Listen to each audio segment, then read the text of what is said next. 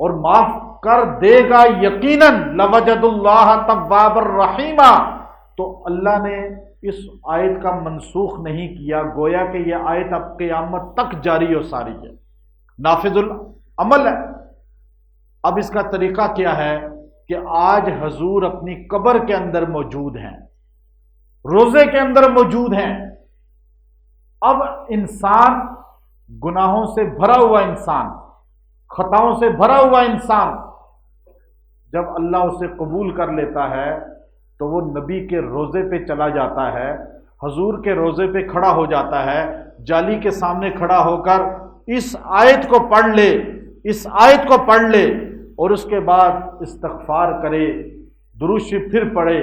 اللہ رب العزت اس کے گناہ معاف کر دے گا، اس لیے کہ حضور اپنی قبر کے اندر زندہ ہیں اور سنتے ہیں. یہ اہل سنت والجماعت کا عقیدہ ہے. اب اس کو علامہ عتبی رحمۃ اللہ علیہ نے نقل فرمایا، لیکن علامہ عتبی تو واقعہ بیان کر رہے ہیں جن کے ساتھ گزرا امام عتبی رحمۃ اللہ علیہ، لیکن جو اپنی کتاب کے اندر لکھ رہا ہے وہ وقت کا امام ہے، اس وقت کا، اور خالی اس وقت کا نہیں، آج بھی اس دور کا امام التفسیر ہے، جس کو عرب بھی اپنا امام مانتے ہیں. عرب کے لوگ کعبۃ اللہ کے ائمہ، روضہ رسول، حرمین شریفین کے ائمہ اس کو اپنا امام مانتے ہیں. وہ 800 سال پہلے دنیا سے جانے والا اور ماہناز کتاب تفسیر ابن کثیر لکھنے والا امام ابن کثیر ہیں، جنہوں نے اپنی تفسیر کے اندر اس بات کو لکھا، اور اسی بات کو امام رازی نے تفسیر کبیر میں لکھا، اسی بات کو مفتی شفیع صاحب نے معارف القرآن میں لکھا. اور یہی الفاظ آج بھی جو نبی کے روزے پہ جاتا ہے، حضور کے روزے کی جالیوں کے ساتھ ستونوں پہ لکھے ہوئے نظر آتے ہیں. میں آپ کو دلیل سے اس لیے بتا رہا ہوں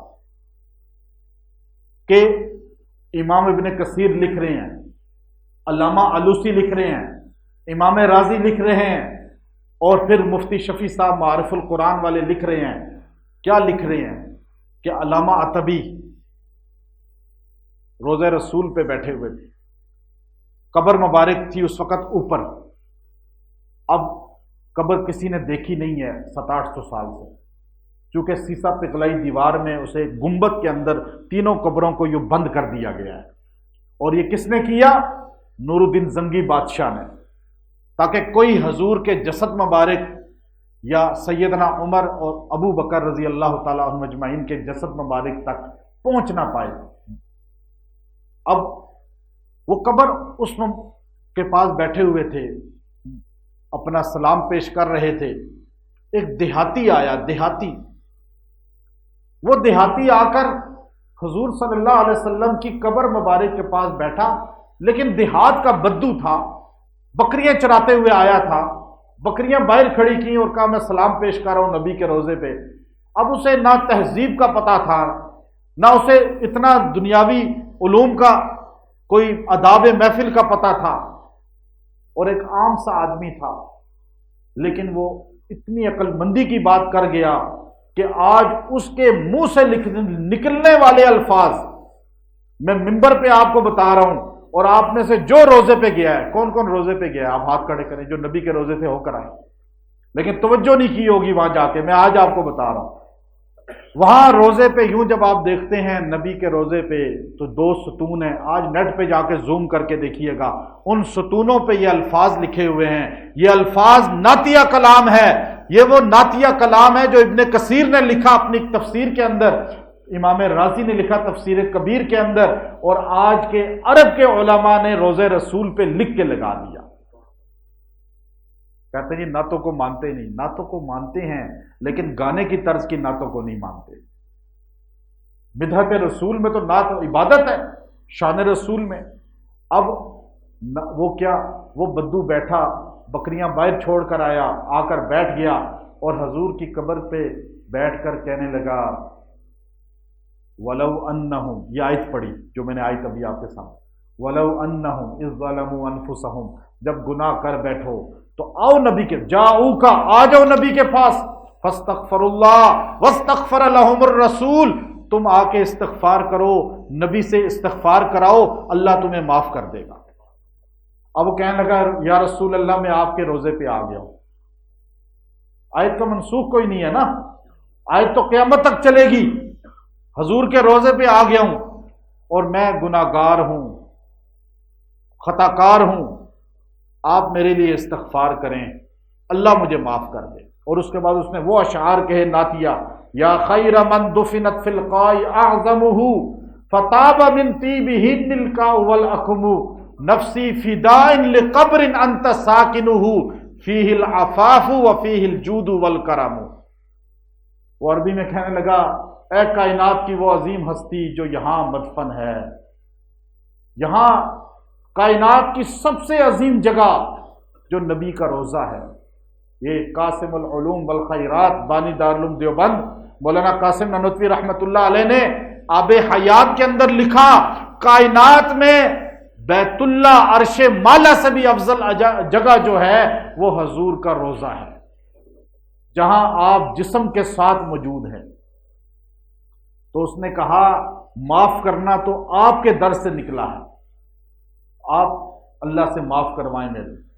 اب آپ دیکھیے اس نے وہ اشعار کہے، یہ آیت پڑھی اور کہا آپ میری اللہ سے سفارش کریں، اور وہاں روتے روتے دعا کرتے کرتے پھر اٹھ کے چلا گیا۔ عتبی کہتے ہیں میں مراقبے میں تھا، ایک دم مجھے غنودگی اونگ سی آ گئی۔ میں جب اونگ میں تھا تو میں نے حضور صلی اللہ علیہ وسلم کی زیارت کر لی۔ حضور تشریف لائے اور کہنے لگے عتبی اس بدو سے کہہ دو اللہ سے میں نے سفارش کی ہے، اللہ نے اس کو بخش دیا۔ عتبی کہتے ہیں میں دوڑا اس کی طرف اور جا کے اس کو بشارت دی۔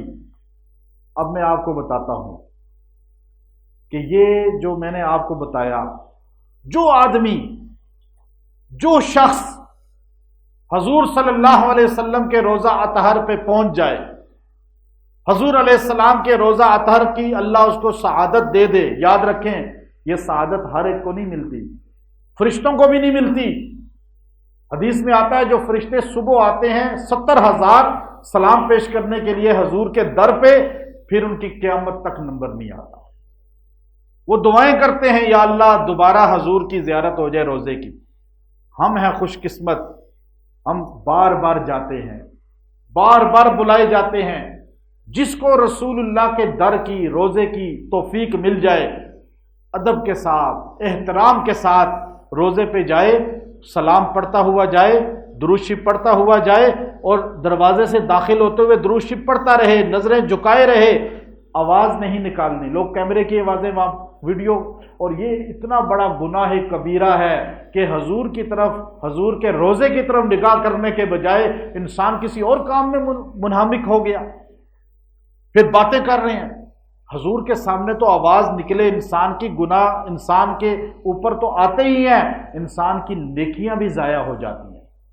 قرآن کا حکم ہے ان تحبط اعمالکم وانتم لا تشعرون، تو وہاں روزے کی جالیوں کے سامنے کھڑے ہو کر یہ آیت آپ پڑھیں، وَلَوْ أَنَّهُمْ إِذْ ظَلَمُوا أَنفُسَهُمْ جَاءُوكَ فَاسْتَغْفَرُوا اللَّهَ وَاسْتَغْفَرَ لَهُمُ الرَّسُولُ لَوَجَدُوا اللَّهَ تَوَّابًا رَحِيمًا۔ اور اس کے بعد آپ یہ اشعار سامنے آپ کو ستون پہ نظر آ جائیں گے، جالی، دونوں جالیوں کے درمیان جو دو ستون ہیں ان پہ آپ کو لکھے ہوئے سبز الف جو ہے تختیوں کے ساتھ نظر آ جائیں گے، اور آپ وہاں سے دیکھ کر پڑھ لیں، یاد کر لیں یا لکھ کر لے جائیں۔ آپ وہاں یہ اشعار پڑھیں، اس کے بعد نبی پہ درود پڑھیں اور اپنے جو ہے دل کی باتیں وہاں بیان کریں۔ آپ یقین کر لیں اگر آپ نے اشعار اور آیت پڑھنے کے بعد، حضور پہ سلام پڑھنے کے بعد، شیخین پہ سلام پڑھنے کے بعد دروازے بقی سے باہر ہوئے، آپ کے پچھلے سارے گناہ معاف ہو جائیں۔ لیکن اس کے ادب بھی سیکھیں۔ لوگوں کو پتہ ہی نہیں ہوتا سلام پڑھنے جا رہے ہیں اور وہاں سلام کیسے پڑھیں۔ تو اس لیے اللہ تعالی ہمیں حضور صلی اللہ علیہ وسلم کے روزہ کے انوارات عطا فرمائے۔ جب آپ سلام اس طرح بار بار پڑھیں گے، اس کی چاشنی آپ کو اندر محسوس ہوگی اور آپ کو اندر ایسی حلاوت ملے گی، محبت ملے گی کہ اللہ تعالیٰ اس کے بعد آپ کو دوبارہ قبول کرے گا، اس در کے لیے پھر قبول کرے گا۔ اللہ تعالی ہمیں اپنے نبی کی صحیح معنوں میں غلامی عطا فرمائے۔ وآخر دعوانا ان الحمد للہ رب العالمین۔